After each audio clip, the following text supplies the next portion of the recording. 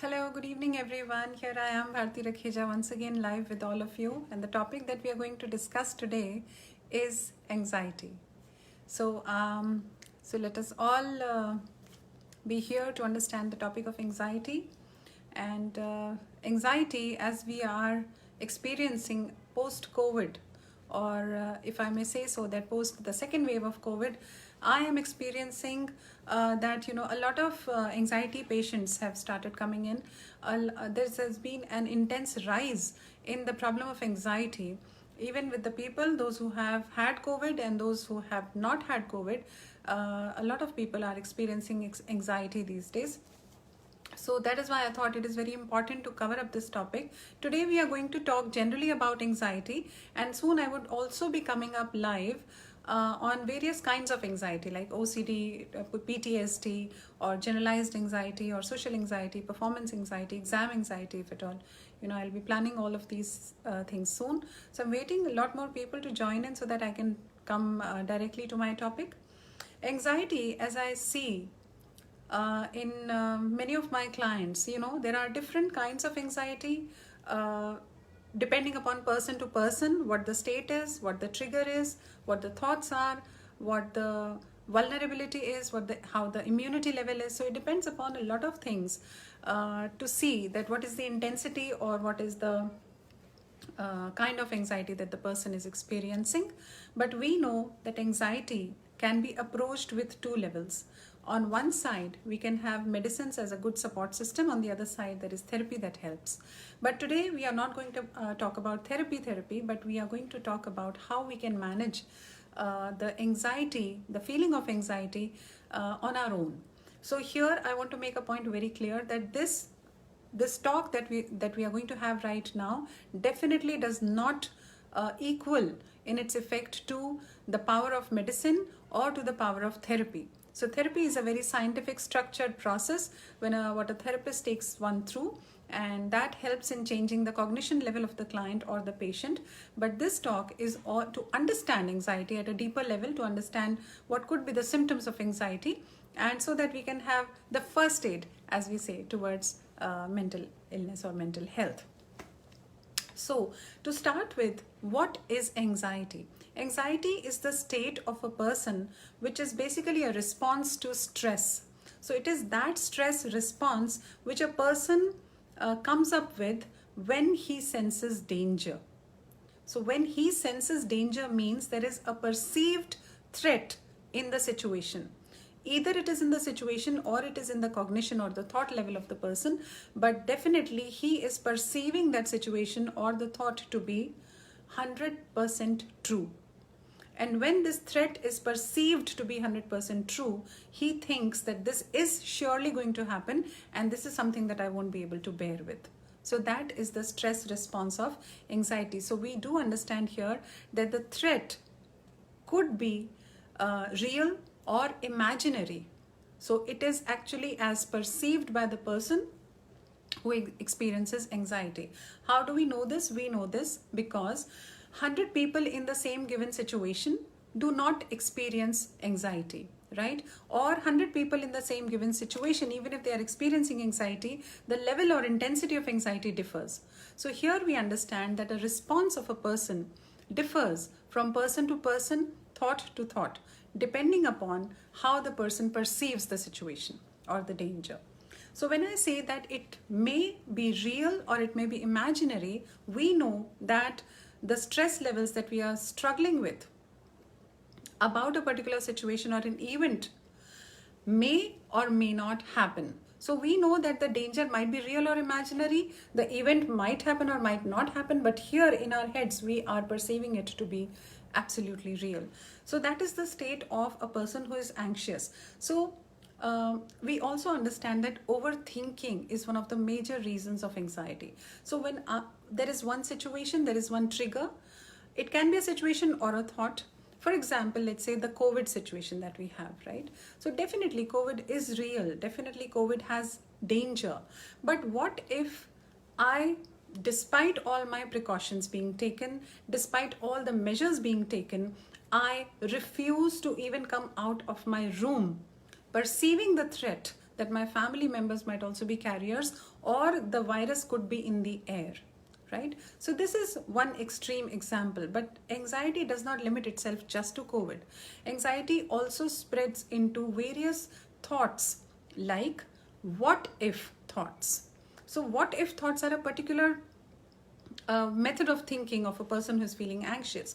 So what if I do not perform well?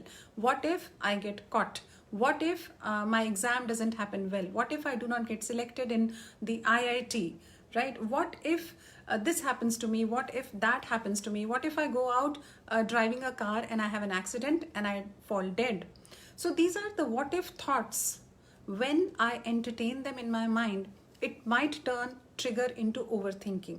So one thought comes, one situation comes, and I pop up with another thought, then another one, then a bigger one, then a bigger one, and such a huge one that I make myself anxious. So we know the trigger could be small, but the overthinking makes the thought very huge and the danger extremely excessively huge in the head. That is where I perceive the threat and I make myself anxious. So we understand here that a stress that happens just once in a while is not anxiety. It is very important to understand what is not anxiety. So a little stress here and there, when I become irritable, when I, when I get some worry, to that extent that it stays for a minute or two, or let's say 5 minutes, but then I'm easy after that. Somebody comes, I talk to that person and feel light. Okay, I understand the logical understanding of the threat, of the real threat, but it becomes anxiety, it becomes a concernable anxiety only when the fear or the worry intensifies so much that all other areas of my working or my life are getting impacted. When I say that in reality, that thing, that event may or may not happen, but inside my head, I'm constantly thinking about it as if it is happening right now. And the cognitive distortion, as we say, the faulty method of thinking that we entertain, we are helpless actually. The person is helpless. And that person is entertaining the cognitive distortion called as fortune telling. When we say that we are future thinkers, right? So when we are thinking too much into the past, it is depression. But when we are thinking too much into the future and we are perceiving future to be negative and dangerous, that leads to anxiety. So here we are to understand that we are fortune telling, we are thinking about the future into our heads and we are thinking negatively. What happens in the body when we are feeling anxious? When we are feeling anxious inside our bodies, different people experience anxiety in their bodies differently. So there could be stomach churning, there could be palpitation, the heart pounds very fast and you can really feel it.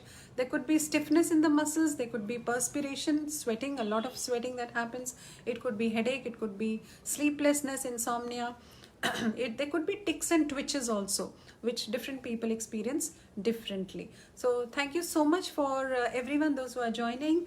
I welcome each one of you and I'm really glad that all of you joined in. I'm going to put my best effort to make this interaction very, very useful. The time that you have spent, I really value it. Thank you so very much.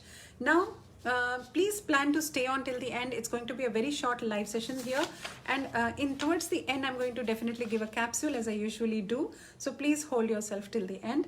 If you want to make notes, feel free to do that.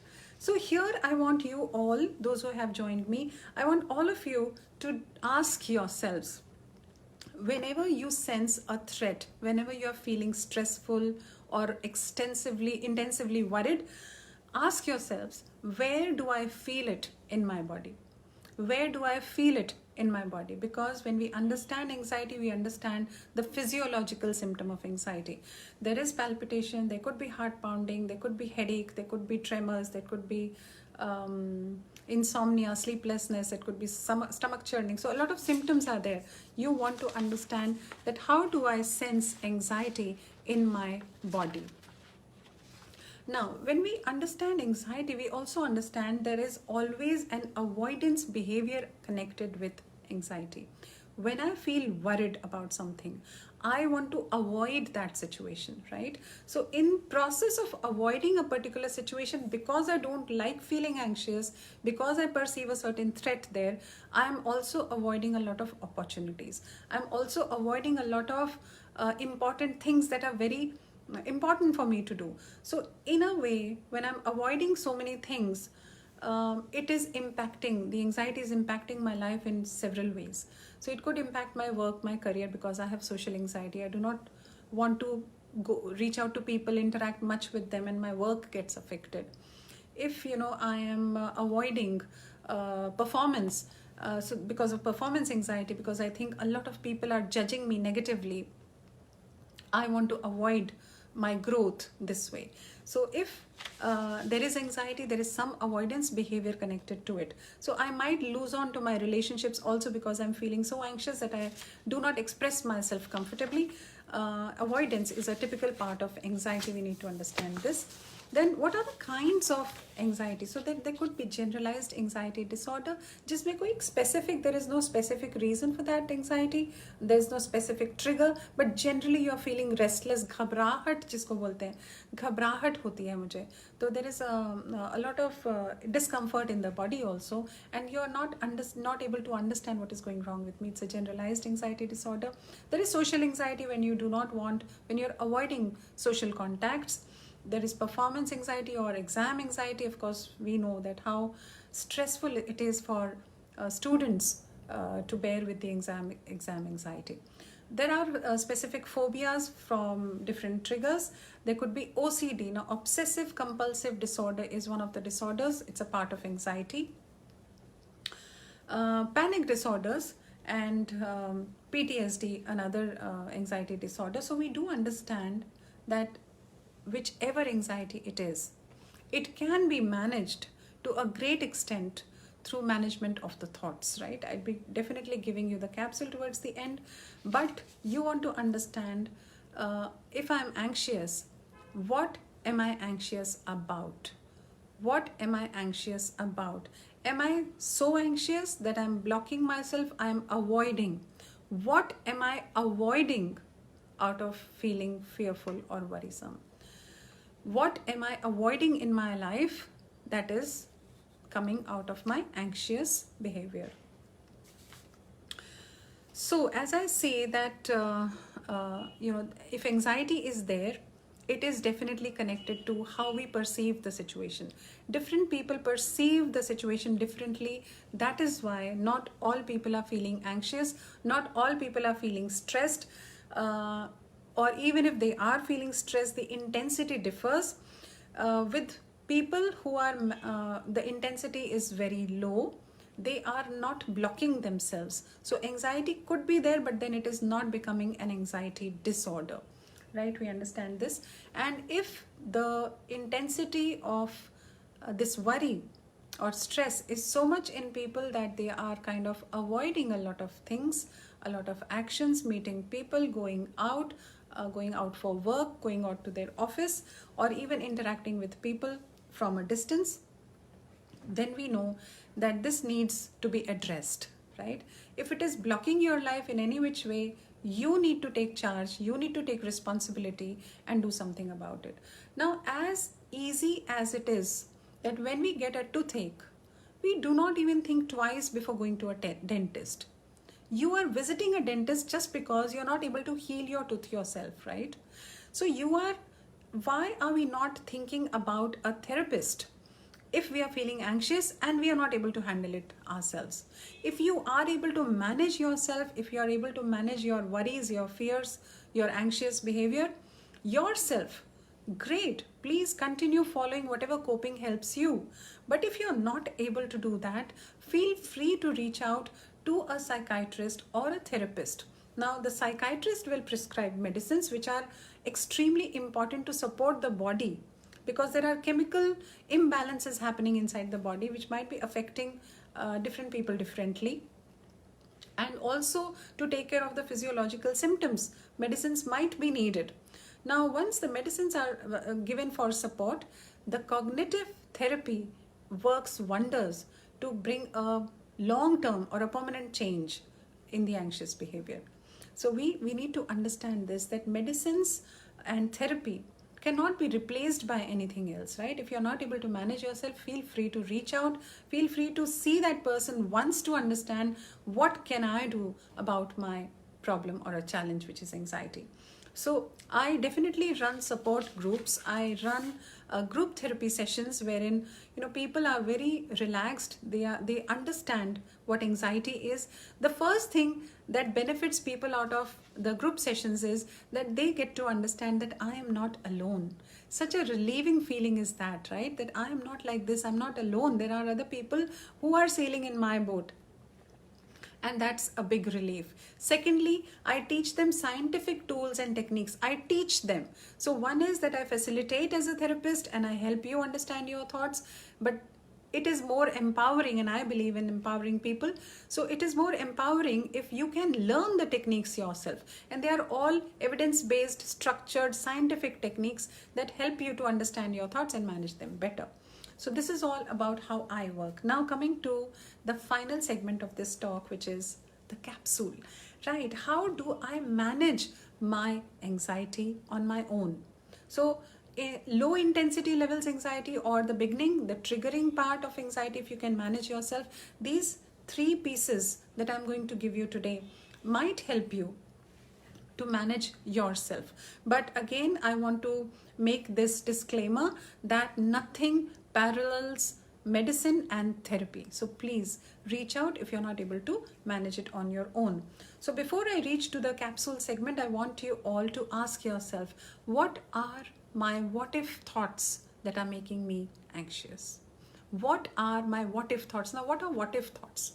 What if I am not able to perform well? What if I make mistakes? What if I'm not able to handle this? What if I'm not able to speak to the boss correctly? What if I'm not able to complete my project on time? What if I'm not able to deliver the things in order? These what if thoughts by itself means that these are future thoughts.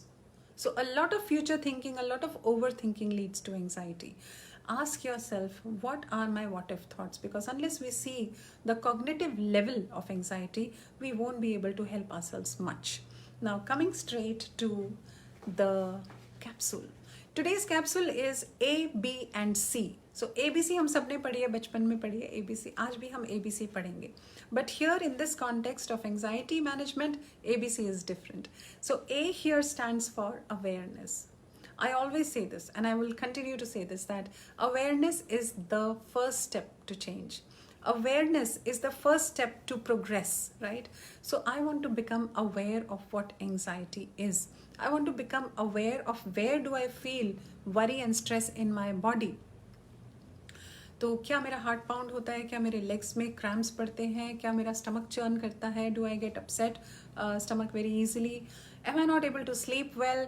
Is my sleep like disturbed in the night? I want to understand where in the body is anxiety impacting me.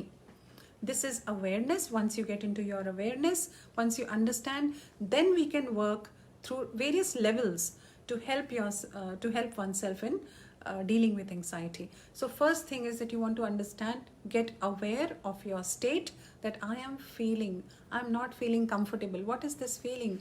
I'm feeling like worry or fear or stress. I want to label it because I want to get aware of it. Where do I feel it in the body? The second thing.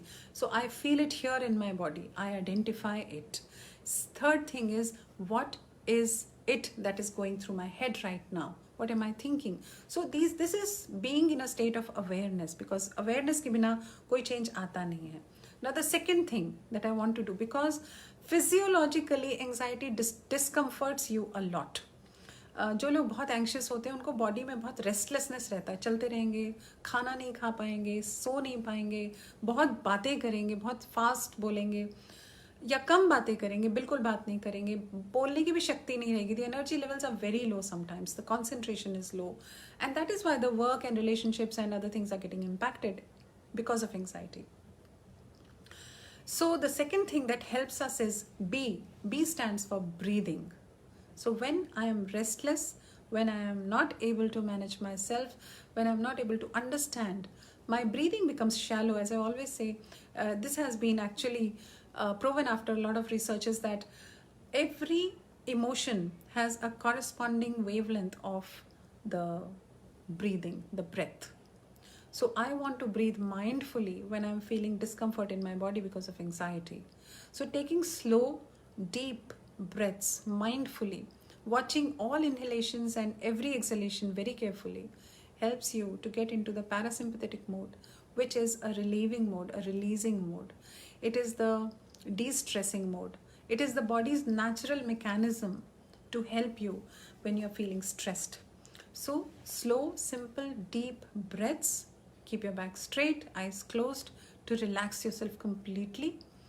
Imagine with each inhalation, peace and calm is entering inside you, and with every exhalation, stress is coming out of your body.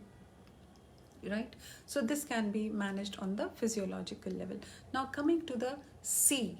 C definitely stands for cognition, because unless you are not able to manage your thoughts, you will never be able to manage anxiety. Right so physiological level पे हमने breathing कर लिया, awareness में आए, breathing किया, दवाइयाँ भी ले ली अगर लेनी है तो, but then unless and until I work on my cognition, unless and until I work on my cognitive correction, I want to understand what my thoughts are. तो सबसे पहले आप अपने थॉट्स को देखेंगे. So we want to understand what is my thought that is making me feel anxious. There could be a number of thoughts. You want to write down the thoughts. You want to understand what the thought process is. And then you want to evaluate your thought. You want to understand, is my thought valid, logically valid or not? What is the probability that my thought will come true? How much is the probability that my thought will come true? Then you can ask yourself, how do I know this? Am I an astrologer? Am I a fortune teller? Can I see the future? No, I can't. So if there is 50-50 probability of something, some bad event might happen or might not happen, 50-50 possibility, right? So if I'm 100% focused on the 50% possibility, then I'm ignoring the rest 50% probability of the event not happening.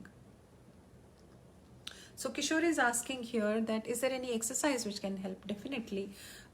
So yoga is full of exercises that help in anxiety, but it might take some time.